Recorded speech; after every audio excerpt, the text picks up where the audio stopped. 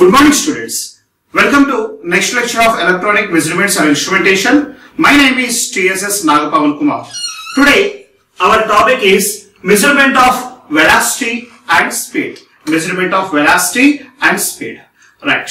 So with velocity, generally we are representing the vehicle is going 25 kilometers per hour. This is the representation of speed. Right. Next, coming to the velocity, where velocity gives the information, information about speed and its direction. Let us see what is the speed and velocity and what are the different types of transducers we are working for measuring this type of activities. Right. Coming to that, here the speed and velocity, now we will observe with this picture. Here we have two cars. The first car. So see here what we are representing. A speed is simply how fast you are traveling. How fast you are traveling. These type of details will give the speed parameter. Next, coming to that, velocity. Velocity is speed in a given direction. So velocity is nothing but as speed in a given direction. Okay, in these two concepts, we have a common parameters, that is like a car, and the car is moving in a particular direction. Where the speed gives only the scalar quantity values and the velocity will give you some vector quantity values. Right. Now coming to the definitions of speed and velocity.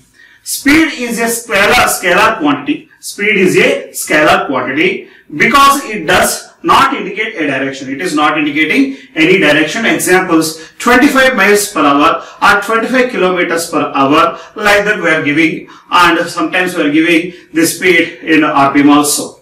Next, to describe both the speed and the direction of the motion, velocity is used. Velocity is a vector quantity that measures the rate and direction of the change in the position of the object, where the speed is the scalar quantity, and coming to that, velocity is the vector quantity. Velocity is the vector quantity, speed is the scalar quantity. This is the first difference, and speed will give only the values, where 25 miles per hour or 1200 RPM, 1200 RPM. Right? For example, a fan is revolving with 1200 RPM, where that is meters per minute. It is almost rotating nearly, its revolutions are 1200. Okay, like that we are saying. Where the velocity, which will give the speed and direction also. The velocity give the speed and direction of the motion. Next coming to that, the velocity is a vector quantity that measures the rate and the direction of the change in the position of the object. Now coming to see some of the differences, some of the basic differences between the velocity and speed. Now coming to here, first parameter is speed and second parameter is velocity. Right. So coming to here, the first parameter is speed. The first parameter is speed and second parameter is velocity.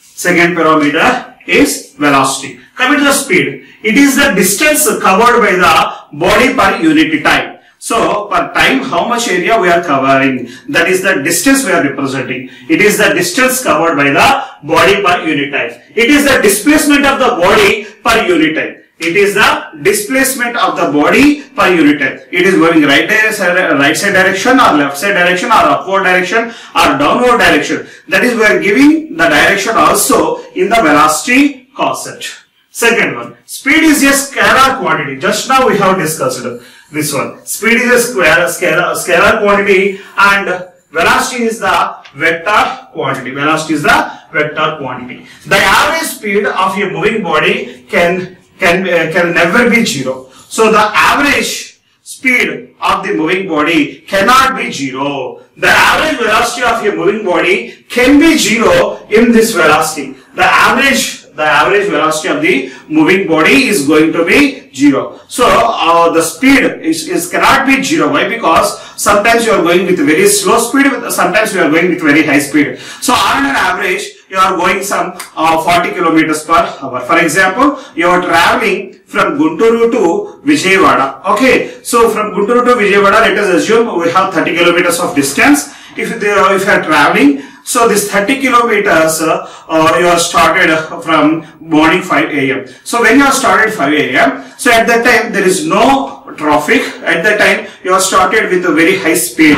Okay, in the city you are going very slow, and in the outside of the city you are going with very high speed. Okay, so outside of the city you are going with 80 kilometers per hour. In the city you are going with 20 kilometers per hour. Okay, your speed is varying in the cities, in the traffic areas, in the outside of the cities, like that. So coming to that, you have to take the average speed. So finally you are going with an average speed of 60 kilometers per hour or 50 kilometers per hour. So after computation of the distance, after computation of the different types of speeds, it will give the exact value. So the average speed, assume that the average speed is going to be 0. No, it's not 0. It is compulsory. It has some value. Okay. But coming to that velocity, the average value going to the velocity is 0. Next, speed gives an idea about rapidity and motion of the body. It will give some rapidity and motion of the body, right? Next, velocity gives an idea about rapidity as well as position of the body in motion. Position of the body in motion. In which side it is moving, the position it will give. Next, speed of a moving body can never be negative. Speed of the moving body can be positive, either 0 or more than 0 or positive. Velocity of the moving body can be positive or negative or 0, depending on the point of the reference. So the velocity of the body is going to be either negative or positive or 0. It is depends upon the whatever the reference we have taken, right? For example, you are starting from Gunturu and you are going to the Vijayawada. So after some time, after 5 minutes, at the outsides of the city, what is the how much distance you have covered within 5 minutes? That is maybe 10 kilometers. From that point, what is the distance towards Gunturu? That is minus 10 kilometers. Okay, minus 10 kilometers away from the Gunturu. Okay, like that we are giving some negative values also, that we will see clearly in the later slides. Now coming to here, the velocity is the rate of change of the distance in a specific direction. This is a very, very important. Technically, we are defining the velocity parameter. So, the speed, if you are studying the speed, you will cover only some of the scalar quantity values. When you are going to study velocity, you will cover all the quantities. So, we will discuss the velocity and speed concepts in the coming slides. Majorly, we are depending on the velocity. When you are measuring the speed, you will use some tachometer. Generally, angular velocity measurement process includes some speed characteristics that we will discuss in the coming slides. Velocity is the rate of change of distance in a specific direction. Velocity is a vector quantity. It having both magnitude and direction. It has both magnitude and directions. The average velocity of an object having displacement del x during a time interval del t is given by v is equal to del x by del t. So here the velocity we are taking with the differentiation parameters called dx by dt, where dx is nothing but as time interval, where dx is nothing but as displacement interval. So how much distance we have, that means d1 to d2, that is from one portion to another portion, we will take some displacement changes. The displacement changes we are representing with the del x, and the time interval we are representing with the del t. So finally the velocity is equal to del x by del t. Velocity transducers are used to measure linear velocity and angular velocity. So, for measuring this velocity, actually our major concept is measuring the velocity. For measuring the velocity, we are using some transducers. Okay, for that designing of the transducers, we need two principles. One is linear velocity, another one is angular velocity, that is rotational velocity. Okay, first we will see the linear velocity measurements. Coming to the linear velocity. Velocity is the first derivative of the displacement. Linear velocity is defined. Linear velocity is defined as the rate of the change of the position vector with the time at an instrument in time, at an instant in time. So as the rate of change of the position vector with the time at an instant of time. This is the linear velocity measurement basic introduction. So coming to that, when you are measuring the linear velocity, it may be left side or right side, that is in the horizontal direction or in the vertical direction or in a particular direction in a straight line. Okay, in that way we are measuring the linear velocity. So coming to that, for measuring the linear velocity, see here, measurement of linear velocity. So now we are going to discuss the topic of measurement of linear velocity. The methods used for measurement of linear velocity utilizes the following type of transducer.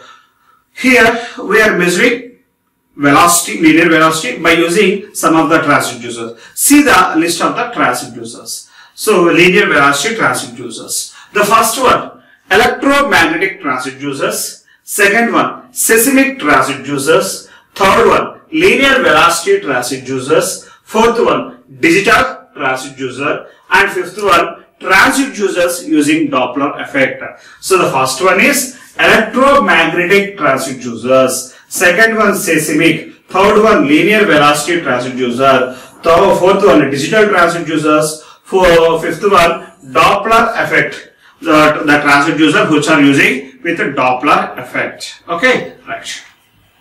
So see here, first one, electromagnetic transducer for measuring the velocity. So see here, this is a motor. This is a motor section which is consisting of some velocity identification meters also. So in this rod, some you are giving some liquids or some water from one direction, and it is traveled in this tube, in this iron arrangement, rod arrangement. So the liquids or the water or maybe anything, it is flowing in this rod. Okay, this is the direction of the flow. So when it is flowing in this direction, so see here we have some magnets. Here we have one side north pole, one side now south pole. So from the north to, by using this north and south pole magnet concept, we will take the rate of change of the conductor motion in this magnetic field as in a EMF. This EMF will be based on this EMF, this meter will show the indications. So this is the electromagnetic type transducer. In this electromagnetic type transducer,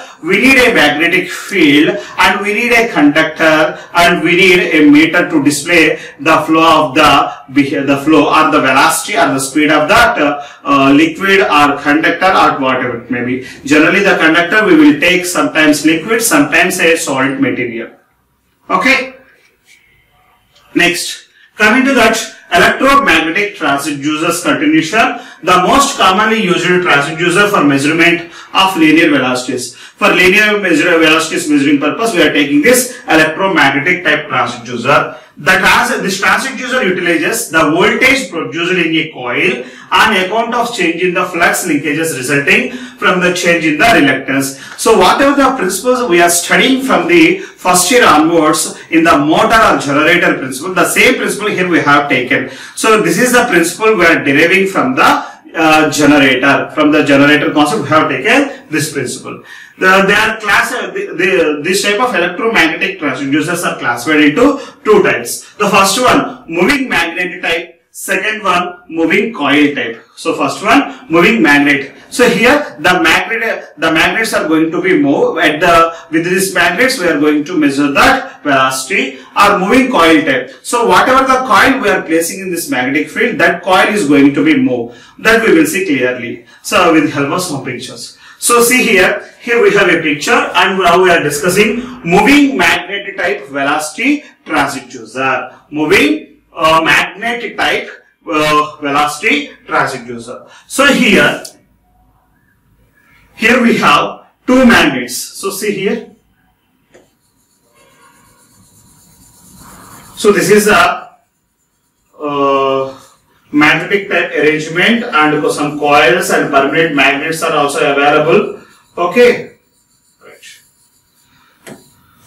Okay. Now coming to here, this a white color part here, this white color part. Here we have a north and south pole representations here. We have a north and south pole representation, and see here velocity parameter and arrow directions. Here we have. So see here, this is north and this is south. This is the north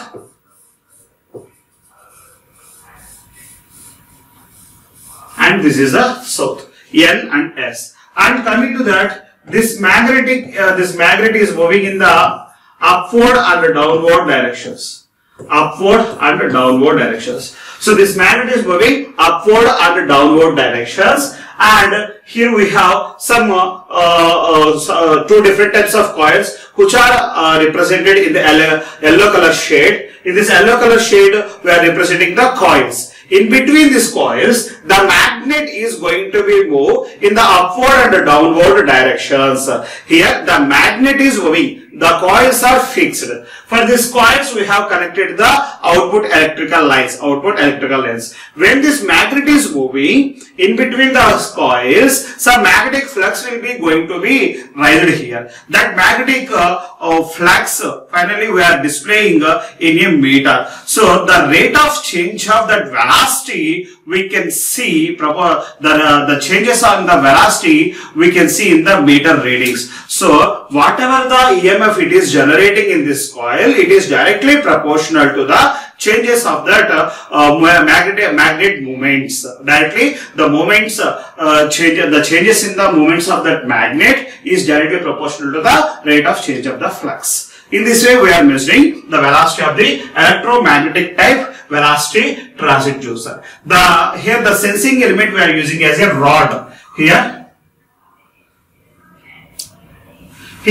the sensing element is a rod type permanent magnet. So whichever the magnet we are using there, that is the magnet we are using as a permanent magnet. You can see clearly the rod behavior. So see here, I am representing this rod with some blue color.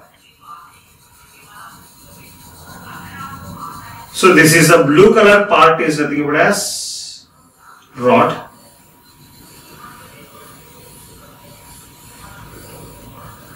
Right. So this is the rod. So the blue color area is consisting of the rod. The rod is moving in the upward and downward directions. There is a coil surrounding the permanent magnet. So surrounding this magnet, we have some coils. The coils are stationary and the rod is moving one. The motion of the magnet induces a voltage in the coil, and the amplitude of the voltage is directly proportional to the velocity. So whatever the concept just now we have discussed, that is we have written in the terms of points. Okay. So the polarity of the output voltage determines the direction of the motion. So based on the motion of that rod, the output voltage is going to be generated. The polarities of the output voltage depends upon the motion of this rod. Okay, right. Next, coming to advantages this type of electromagnetic type transducers. The maintenance requirements of these transducers are negligible because there are no mechanical surfaces contacts. The output voltage is linearly proportional to the velocity. So these are the two advantages that we know. Coming to that, what are the disadvantages? Here we have. So coming to the disadvantages, the first one, the performance of these transducers are adversely affected by stray magnetic fields. These fields can cause noise. So some unwanted noise will be generated due to the stray magnetic fields in this type of electromagnetic transducers. The frequency response is usually limited and stated. So the frequency response is very less. We cannot measure for high frequency devices. These transducers are not very useful for measurement of vibrations because their calibration deteriorates as contact with steel tools leads to progressive demagnetization. So if if you are using different types of magnetic type transducers, these type of transducers are made with some steel or some iron materials. This will be cancel this magnetic field. This will sometimes affects the permanent magnetic coil. At that time, it will lose the magnetic properties from this type of machineries. Okay, right.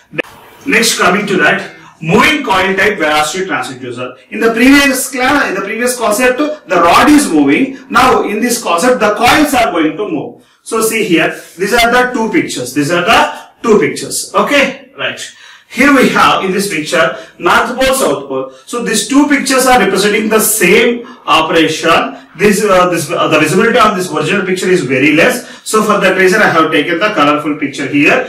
Here we have a moving coil. Here we have a coil. Here we have North and South poles. And here we have some pivot structure arrangement. So this coil is moving from left to right or right to left. When it is going to, this moving coil is going to be north and south field, then only it is going to be generate some flux. When it is coming out to here, the complete object is coming to here, then this moving coil is not generating any electromagnetic flux here in this magnetic field, right? And here we have some, when this moving coil is coming completely out to here, then the EMF production is going to be stopped here. So this is one type of arrangement.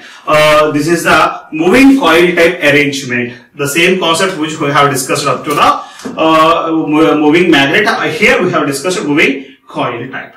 Okay, it operates essentially through action of a coil moving in the magnetic field. So, the action of the coil, it will define the output voltages. A voltage is generated in the coil which is proportional to the velocity of coil. That we know perfectly.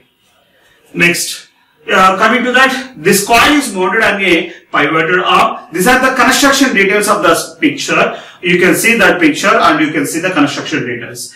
There is a mass attached at the end of the arm. The velocity is to be measured, is applied to the arm, and therefore the coil moves in the field of the permanent magnet. A voltage is generated on account of the motion in the coil of the magnetic field. The output voltage is proportional to the velocity. Just now we have discussed these are the things explained. So these are the things we have framed in this point wise.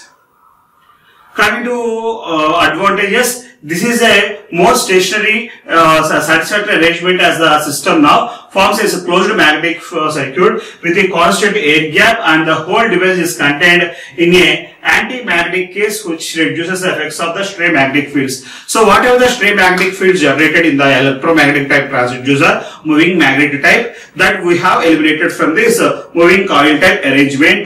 We will fix everything in a closed surface box. Right. Next, coming to that, second type velocity transducer, seismic type velocity transducer. In this seismic type velocity transducer, also we have consisting of a magnetic. So here we have a magnet, and here we have a coil arrangement. Here we have the spring arrangement, and we have some connectors in this side. So see here, this is one coil, this is another coil. Here we have the connector, we have the springs. This is a magnet. Right? In between two surfaces, we have connected this magnet with the help of springs. So these are the parameters here we have. Next.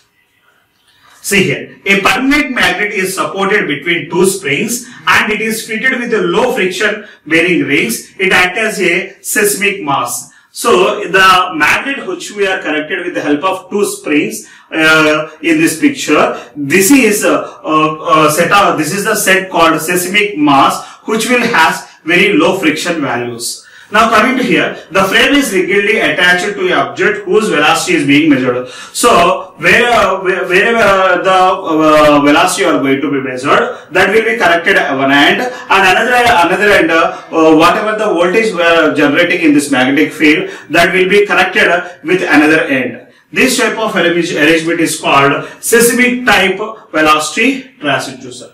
The object is vibrating at a frequency in excess of this low natural frequency at this transducer. So generally, by using this seismic type transducers, we can measure the vibrations also. That is, we have to connect one end. Other end, we have to take these values.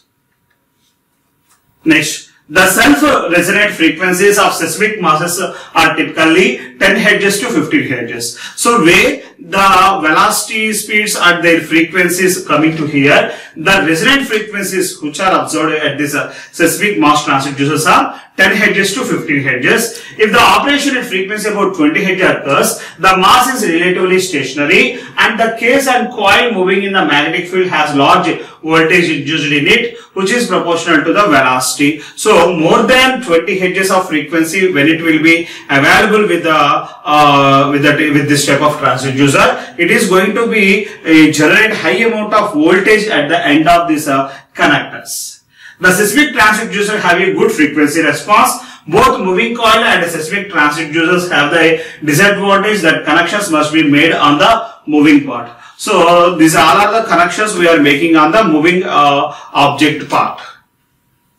So that is about seismic type transducers. Now coming to the third one, linear velocity transducers. Linear velocity transducer. So this is almost seems to be like as a concept which we have learned LVDT in the 5th unit. So see here, coil 1 and coil 2. Two types of coils here we have. And we have a iron rod internally. That iron rod is a completely magnetized rod. One side we have south pole, another side we have the north pole, and this is the coil primary, that is one winding on the coil 1 and the second winding were represented with green color. One is red color and another one is green color, and at the end of this coil we have the DC output voltages. A linear velocity transducer is an inductive device which utilizes the link between electricity and magnetism as found by H.A. Lonosh. If a magnetic field moves near an electrical wire, current flows through the wire. So whenever this magnetic field is moving, some flux will be caused to flow the current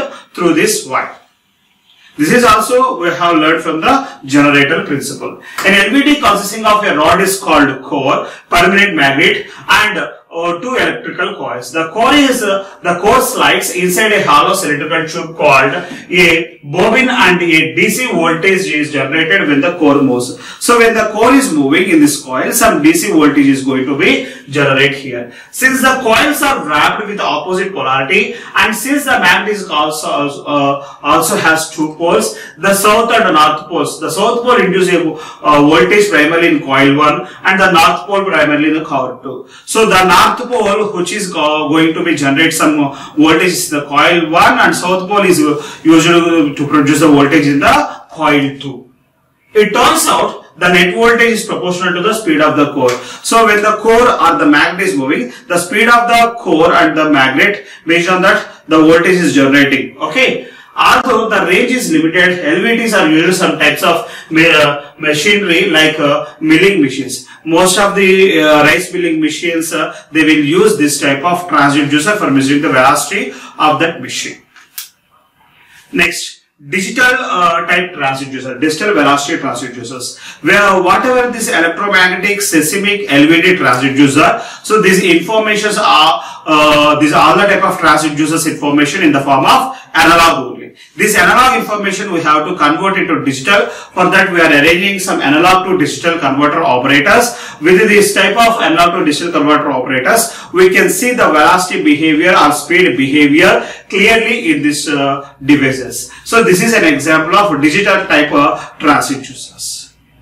And the last one, transducers, we are designing, velocity transducers we are designing with the help of Doppler effect. So coming to that Doppler effect principle, so when an object is generating some ultrasound signals or sound signals, the frequency of the sound signals are going to be illustrated with this type of structures. You can see here, this animated picture, it will showing a low frequency and high frequency sound signals. So when this object is moving, right, the sound signals are generated on the back side of the object and towards the object side, that is forward direction and backward direction. In the forward direction, the sound signal frequency is very high. In the back side direction, the sound signal frequency is very less. So here, the back side, the signal frequency is very less. Coming to the front side, the signal frequency is very high. Okay. So we can see with one more example. Generally this object may be train or car or maybe bicycle, whatever it may be.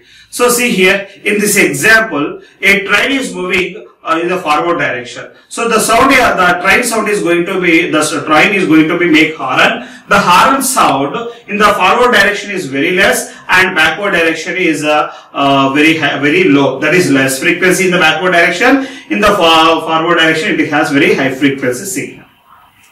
Okay, this is the Doppler effect. Next, with this Doppler effect, we are measuring different types of flow measurements or liquid velocities measurements.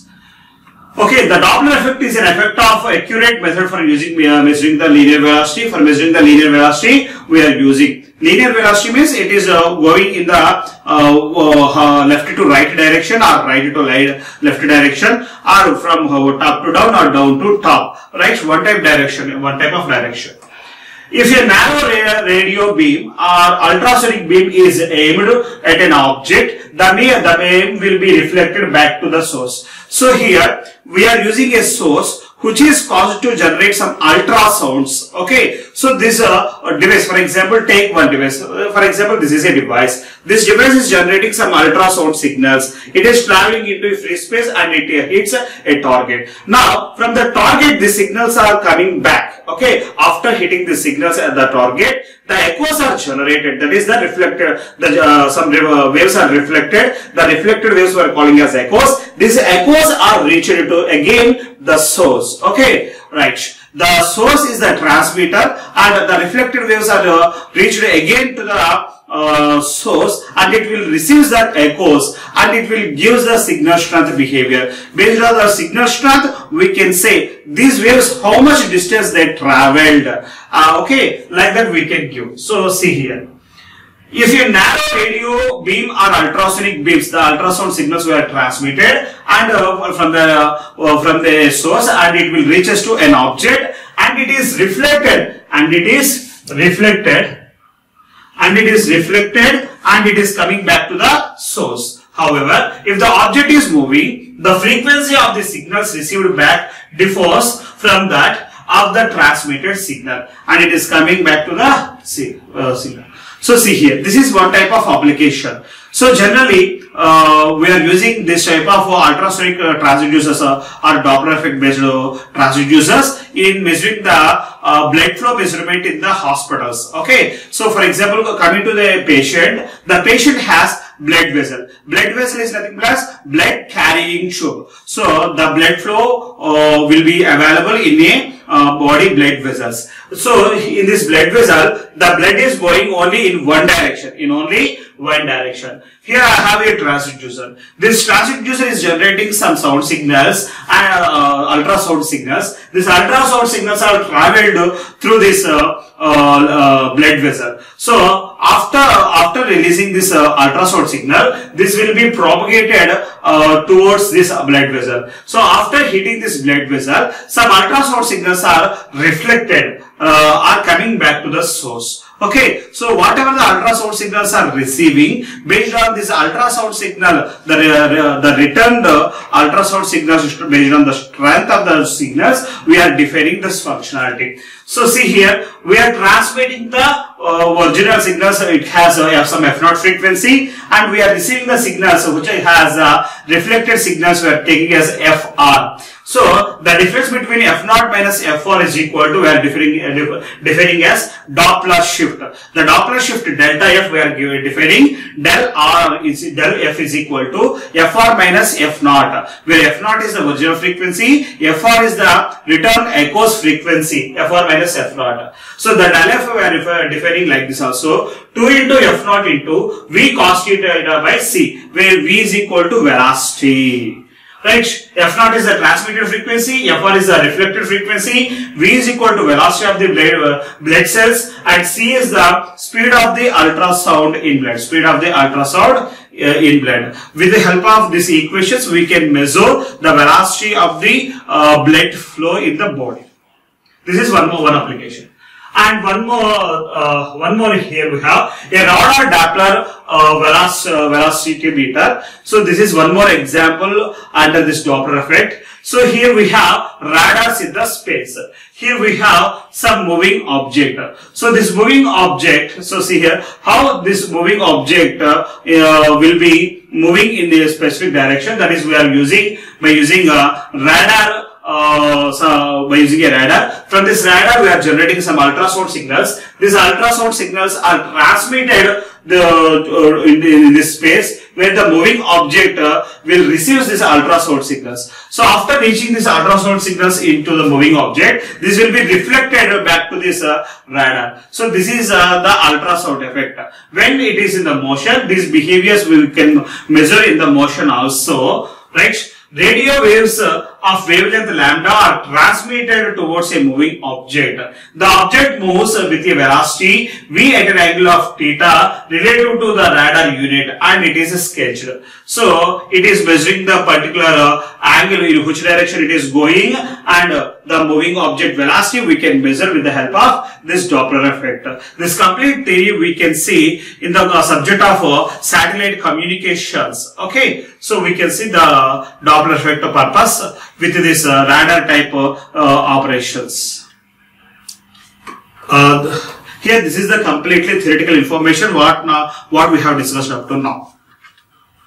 Now coming to that, for measuring the speed, mainly we are using the angular velocity measurements. So we have two types of velocity measurement techniques. First one, linear velocity. Second one, angular velocity. Up to now we have seen 5 different types of methods for linear velocity measurements. Now angular velocity measurement. For example, see here the speedometer, which is deflecting from left to right, it is in the circle type direction, that is with some angle it is going to move. So these type of measurements are called angular velocity measurement. Most of the times we are using for measuring the speed, So for measuring the speed, which type of machinery we are using? We are using tachometers. So our coming concept completely related to the tachometer.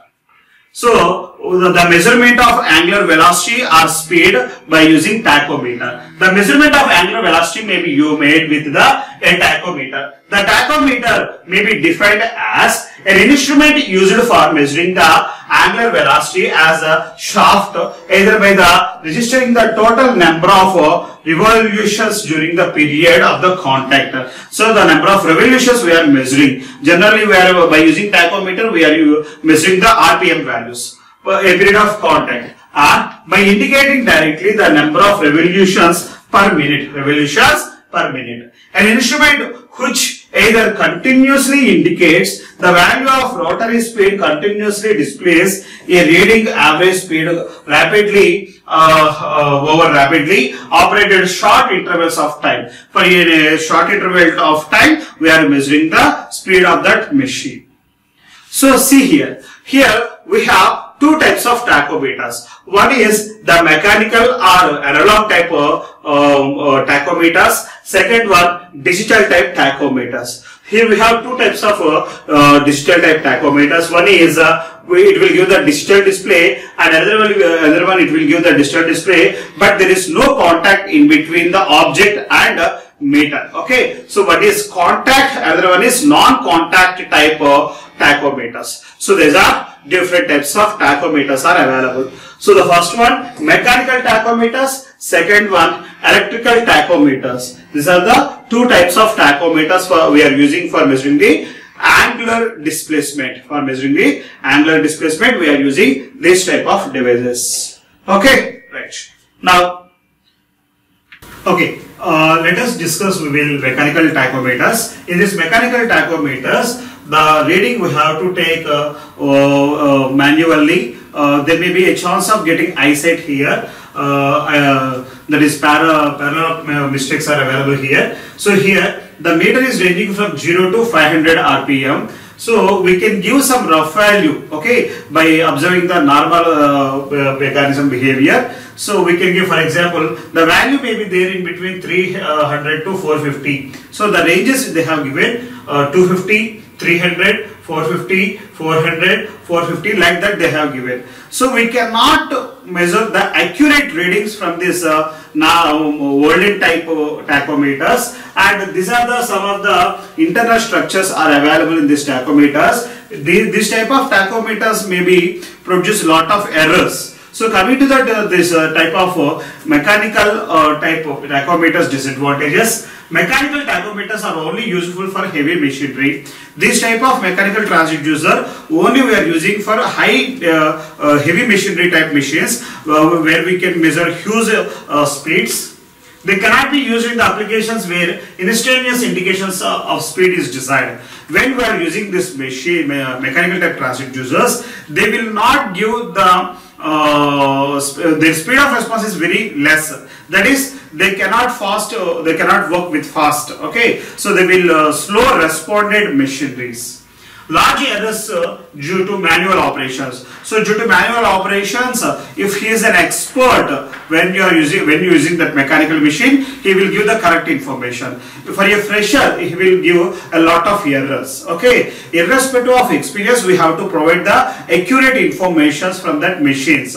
So these are the digital type tachometers, where these digital type tachometers have some contact and contactless machineries. So here we have the motor picture, right? From this motor, they are measuring that speed with the help of a tachometer, which is non-contact type. We have contact type and non-contact type machineries. So coming to that, most of the type of tachometers, either AC or DC type tachometers. So coming to that first DC type tachometer. So the DC type tachometer generator, in case of DC tachometer generator, the machine whose rotational speed is to be measured is coupled with the shaft of the DC tachometer generator. That is, we are using a DC tachometer in the machine. The armature of the device rotates inside the constant magnetic field of the permanent magnet. So in the permanent magnetic field, some constant magnetic field will be induced due to this armature rotations. These rotations induce some electromagnetic force, that is electromotive force, that is EMF. Moving coil voltmeter measures the magnitude of the induced electromagnetic force, that is EMF. So the moving coil which will be used to detect this EMF. Resistance is provided in series in order to control heavy currents generated by the armature. Commutator is used to convert the alternating current of this armature into direct current. So whatever the EMF which is generating, that is basically in terms of naturally alternating current, but it is converting by using analog to digital converter, which is available in that machine, into the DC values. Finally, we are measuring these values in the DC current. Next one, AC type tachometers. So in case of AC tachometer generator, the armature remains stationary but the magnetic field rotates. So where the armature is in the stationary position and the coming to that magnetic field is going to be rotated. So one side the magnet is going to be rotating, another side the coils are going to be rotating. So in this AC type tachometer, the magnet is going to be rotated. The rotation of the magnetic field induces some electromagnetic force in the coil. In that coil, due to this magnetic field changes, some EMF will be generated. Either the amplitude or frequency of the electromotive force EMF can be used to measure rotational speed. Here we are using the rotational speed. The rotational speed we are measuring with the help of this type of coils. The voltage is first amplified and then be rectified passing through a filter. First we are taking this AC voltage. After that we are rectifying this AC into the DC.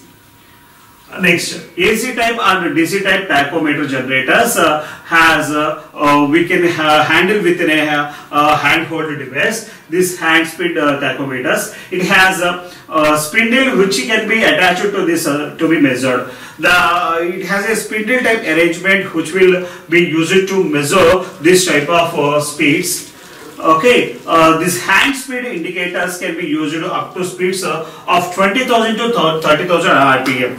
These type of devices are ready to measure the RPM with 20k to 30k with an accuracy of 1%. Oh, okay, just only 1% accuracy changes will be there. That is, for example, it is rotating with 30,000 RPM, just with a range of 1% of failure, which is ready to produce 99% accuracy results. Right. Coming to the advantages of this type of machineries, the parallax errors we can avoid, which will be generated in the mechanical machine. That is the first one. Next, the direction of rotation is directly indicated by the polarity of the output voltage. So, when it is moving in the forward direction, it is representing a positive output voltage. When it is rotating in the reverse direction, we can give the negative voltages. That means we can give the polarity of the output voltages based on the direction of the rotations. Either it is rotating in the forward direction or the reverse direction. If it is if the output voltage is in the positive direction, positive voltage, then it is moving in the forward direction. If it is moving in the reverse direction, we will get the negative voltage. With this negative voltage, you can say that is moving in the reverse direction. The output voltages are typically 10 millivolts per RPM and can be measured within the conventional type DC tachometers. From the conventional DC type tachometers, for 1 RPM it is generating 10 millivolts. Disadvantages: the commutator and brushes require periodic maintenance, but this type of machinery need heavy maintenance, and their input resistance is very high, very compared to with the output resistance of the generator. This is required limit of the armature current to a small value. If the armature current is large, the field of permanent magnet is distortion, giving the rise to non-linearity. So basically, whatever the resistances are available at the input side or output side, they have high amount of differences. The input resistance is very low, output resistance is very high, so that it will produce some non-linearity characteristics or behaviors at the output side. So the input and output has non-linearity relationship in this DC type characteristics, DC type machineries. Okay, so these are the different types of angular velocity measurement techniques are available for measuring the velocity. So we have completed the concept of measurement of speed and velocity, where the velocity and speed we are measuring with the help of linear and rotational type arrangements. In the linear type arrangement, we have seen 5 different types of concepts, and in the rotational type, we have seen 3 different types of concept. Okay, with this we have completed the measurement of speed and velocity concepts. In the next class, we will see some other physiological measurement behavior. Thank you.